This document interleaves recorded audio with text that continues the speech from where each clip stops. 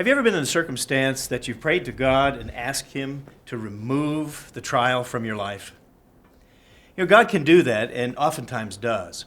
But the Bible also indicates that sometimes, instead of changing our circumstances, God changes our heart. He changes our perspective on our circumstances.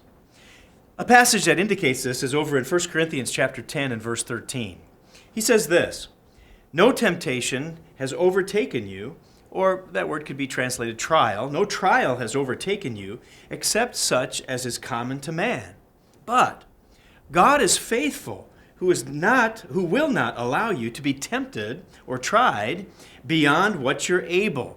But with the trial or with the temptation, He will also make the way of escape, that you may be able to bear it." Now, 1 Corinthians 10:13 certainly reminds us of that. Sometimes God takes the circumstances away. Sometimes He takes the trial, the difficulty, the temptation, and He removes it, and it's gone. But the passage also says that sometimes, rather than proportioning that difficulty to our strength, sometimes He gives us the strength in proportion to the trial.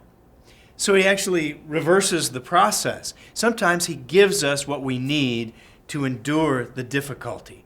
And that's going to take a change of heart. So sometimes circumstances change. Sometimes our perspective on that trial changes.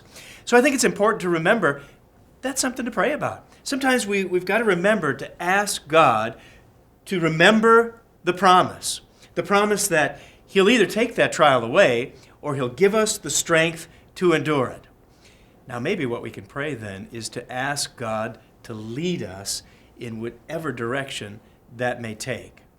And so remember 1 Corinthians 10:13. Sometimes change of circumstances, sometimes change in our heart.